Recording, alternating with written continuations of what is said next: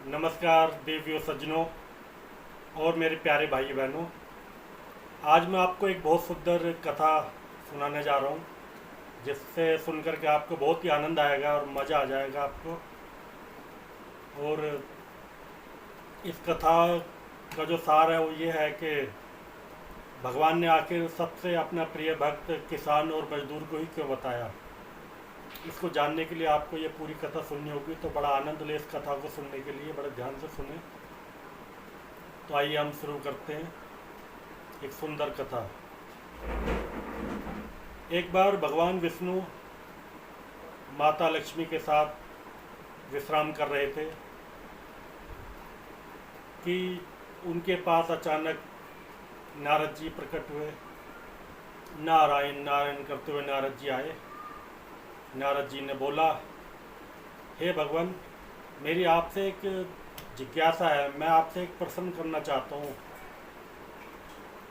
मेरे मन में एक सवाल बहुत दिन से उठ रहा है, मैं आपसे एक जवाब चाहता हूँ। हालांकि मुझे उसका जवाब मालूम है, भगवान नारद मुनि ने बोला, हालांकि मैं उस जवाब को जानता हूँ कि आप मुझे ही बताएंगे, फिर भी मैं चाहता हूँ कि मैं आपके मुख से सुनना चाहता हूँ। भगवान विष्णु ने कहा, हाँ हाँ नारद, बोलिए, आप क्या पूछना चाहते हैं। तो भगवान नारद मुनि ने कहा कि प्रभु, मैं आपके मुख से ये जानना चाहता हूँ कि इस पूरे संसार में, पूरे ब्रह्मांड में आपका सबसे प्रिय भक्त कौन है। तो भगवान विष्णु जो थोड़ा सोच में पड़ गए, उन्होंने बोला कि हे नारद मुनि, आज तुम्हें ऐसा प्रश्न पूछने की इच्छा क्यों हुई। नारद मुनि कहने लगे कि भगवान, वैसे तो मुझे मालूम है कि आप मेरा ही नाम लोगे, फिर भी मेरा दिल जो है ये जानने के लिए इच्छुक है कि आप किसका नाम लोगे। आपका जो पूरे ब्रह्मांड में, तीनों लोक में सबसे प्रिय भक्त आपका कौन है, मैं ये जानना चाहता हूँ बस एक बार। तो भगवान विष्णु ने कहा कि देखो नारद मुनि, हालांकि ये तो मैं बता सकता हूँ आपको कि मेरा सबसे प्रिय भक्त कौन है, मगर उससे आप नाराज हो जाओगे। नारद मुनि जो है थोड़ा परेशान हुए, हैरान हुए, मगर उन्होंने फिर ये पूछना चाहा कि प्रभु, आखिर मुझसे भी बड़ा आपका कोई भक्त है इस तीनों लोक में, इस संसार में, इस ब्रह्मांड में, मुझसे भी बड़ा भक्त है। मैंने पूरी जिंदगी नारायण नारायण आप ही का जप करा है, और मुझे नहीं लगता इस संसार के अंदर कोई मेरे से ज़्यादा आपका जप करता होगा, आपका प्रिय भक्त होगा। फिर भी मैं जानना चाहता हूँ कि आपका प्रिय भक्त कौन है। भगवान ने कहा कि सुनो नारद, मेरा सबसे प्रिय भक्त वो जो धरती पर एक किसान है, जो खेत में हल चला रहा है, मेरा सबसे प्रिय भक्त वो है। अब ये जानकर नारद मुनि और ज़्यादा दुखी हुए, और ज़्यादा परेशान हुए, और वो बुरा मान गए, नाराज़ हो गए भगवान से। वो कहने लगे, भगवान, तुम भगवान हो, मैं तुम्हारा भक्त हूँ, आप जो चाहे कह सकते हो, मगर मुझे ये आपकी बात बहुत बुरी लगी। आपने एक मामूली से किसान को की तुलना मुझसे कर दी।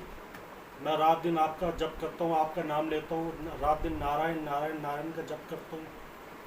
आपने मुझे छोड़कर एक मामूली से किसान को, जो खाली एक मजदूरी करता है, उसको अपना सबसे प्रिय भक्त बताकर आपने मेरा अनादर कर दिया, आपने मुझे नाराज कर दिया। अब भगवान मुस्कुराए और हंसते हुए बोले कि नारद, अब आपने ये बात छेड़ ही दी है, तो मुझे इसका भी आपको जवाब देना ही पड़ेगा। मगर उसके लिए आपको नारद मेरा एक काम करना होगा, छोटा सा। नारद मुनि बोले, हाँ हाँ भगवान, बोलिए, आप क्या पूछना चाहते हैं। भगवान बोले कि हे नारद, अगर तुम मेरा एक छोटा सा काम करोगे, तो उसी के अंदर ही तुम्हारे सवालों का जवाब है। अगर उस काम को आप बखूबी निभाओगे, तब मैं आपके उस इस बातों का जवाब दे पाऊँगा कि मेरा प्रिय भक्त आखिर किसान क्यों है। तो नारद मुनि बोले, हाँ हाँ भगवान, आपकी जो आज्ञा, जो आप कहोगे मैं करने के लिए तैयार हूँ, मगर मैं ये मानने के लिए तैयार नहीं कि मैं आपका सबसे प्रिय भक्त नहीं हूँ।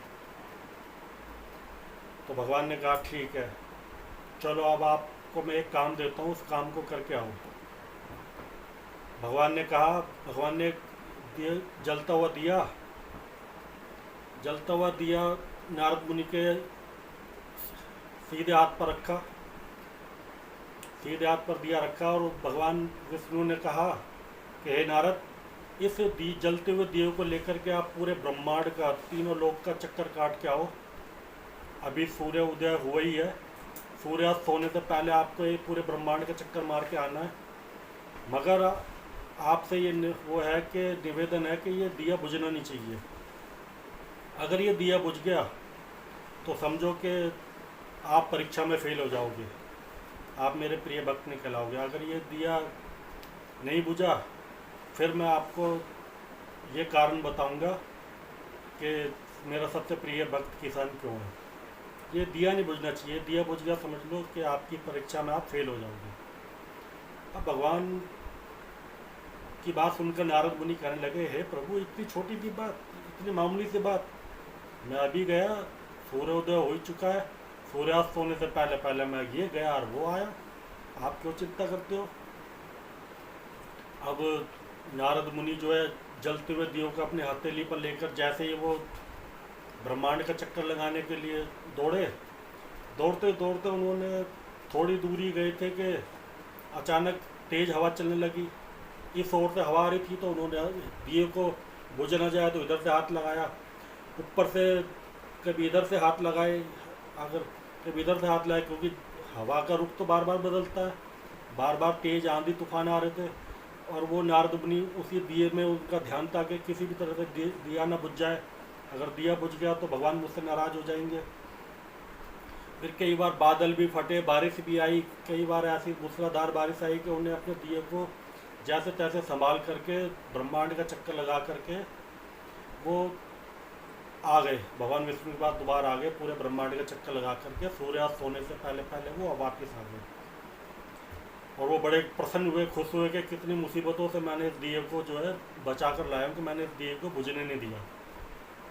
अब वो भगवान के पास आए, बड़े खुश थे, बड़े प्रसन्न थे, अब तो भगवान मुझे शाबाशी देंगे, और मैंने उनकी ये बात भी पूरी कर दी।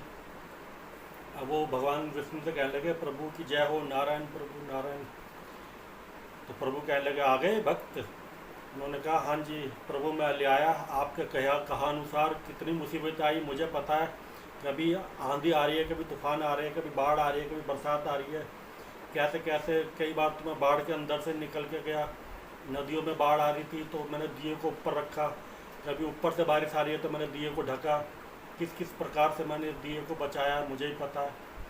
मगर प्रभु मैंने ये आपके कहे को ख़राब नहीं जाने दिया, मैंने इस दिए को बुझने नहीं दिया।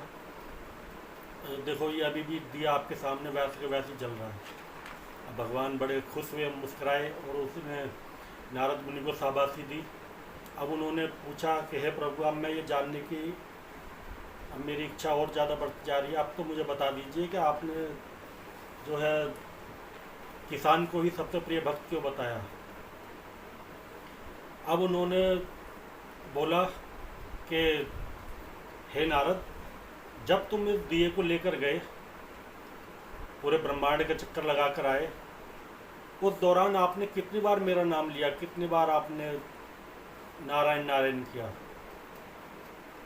अब नारद मुनि बड़े टेंशन में पड़ गए, उनके दिमाग में थोड़ा सा हो रहा, वो उल्टा भगवान से कहने लगे, हे प्रभु कैसी बात कर रहे हो तुम, आपने मेरे को काम ऐसा दे दिया, कभी ऊपर से बाढ़ आ रही है, कभी बरसात आ रही है, कभी नीचे बाढ़ आ रही है, कभी इधर से आंधी आ रही है, कभी इधर से तूफान आ रहा है, कैसे कैसे मैं दिए को बचा के लाया हूँ। उस टाइम तो मेरा दिमाग उसी पे ही अटका हुआ था, मैं किस तरीके से आपका नाम ले पाता, आपका नाम लेने का तो मुझे ध्यान ही नहीं था। मैं तो उस टाइम मेरा ध्यान ही उस पर अटका रहा कि मेरा दिया ना बुझ जाए, मेरा दिया ना बुझ जाए।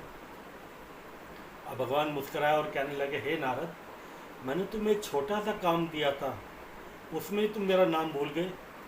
और उस किसान को देखो जो पूरे दिन धूप में कड़ी धूप के अंदर मेहनत करता है, वो जब सुबह उठता है तब मेरा नाम लेता है, हे राम हे राम हे राम करता है।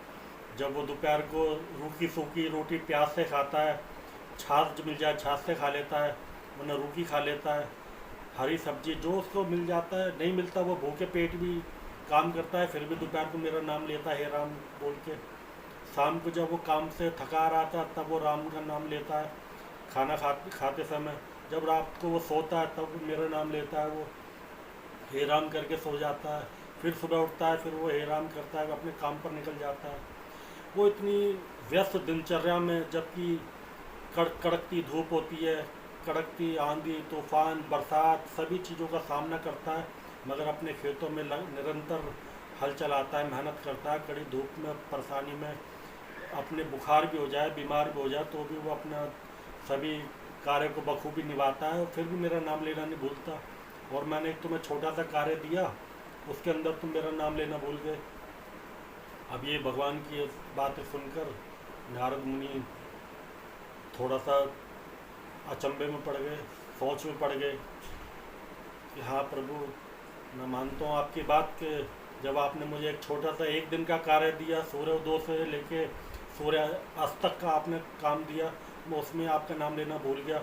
वो तो प्रतिदिन यही काम रोज़ करता है, रोज़ मेहनत करता है, जबकि मैंने तो खाली दिया लेकर के घूमा था, और वो तो खाली पूरे दिन कड़ी धूप में इतना भारी हल चलाता है, इतनी कड़ी धूप में मेहनत करता है।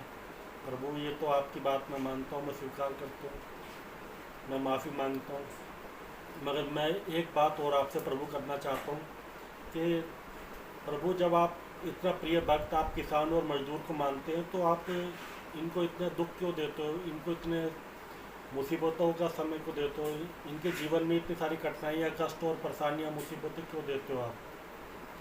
तो भगवान ने बड़े मुस्कुराते हुए कहा कि हे नारद, ये भी मेरी एक लीला है। मैं ये जानना चाहता हूँ कि इस मुसीबत में, कड़ी धूप में, कड़ी परेशानी में, समस्याओं का सामना करते हुए वो अपने काम को कितनी खूबसूरती से निभाता है, कितने प्रेम से अपने काम को करता है। उसके बाद भी खुश होकर के वो अगर मेरा नाम लेता है, तो आने वाले जो अगला जन्म होगा उसका वो राजा महाराजाओं का जन्म होगा, और उसको अच्छे जन्म और अच्छे कर्मों का उसको फल मिलेगा। वो ये जो उसका समय कट रहा है, ये इसकी परीक्षा हो रही है। और जो अपने इन कामों को दुखी होकर के इन कामों को करता है, रो रो कर, अगर वो किसान रो कर के हल चलाएगा, कोई मजदूर रो कर के ईंटें उठाएगा, कोई मजदूर रो कर के अपने कार्य को करेगा, तो वो समझो कि वो अपने जो कर्म कर रहा है वो कर्म तो कर ही रहा है, उसके अलावा भी वो अपने जीवन के जो अच्छाइयों को खराब कर देता है, अपने कर्मों को बेकार कर देता है। तो भगवान की ये सुंदर कथा थी। मेरे कहने का मतलब ये है कि भगवान ने जो भी आपको कार्य दिया है उसको खूबसूरती से निभाएं, उसको खूबसूरती से करें, अच्छे से करें, तभी आपका आने वाला समय और बेहतर और अच्छा होता जाएगा, और आपका जीवन 100% सफल हो जाएगा। तो कैसी लगी आपको ये कथा? अगर आपको ये मेरी कथा अच्छी लगी हो तो सब्सक्राइब जरूर करना, लाइक करना, और ज़्यादा से ज़्यादा औरों को शेयर करना। जय माता दी।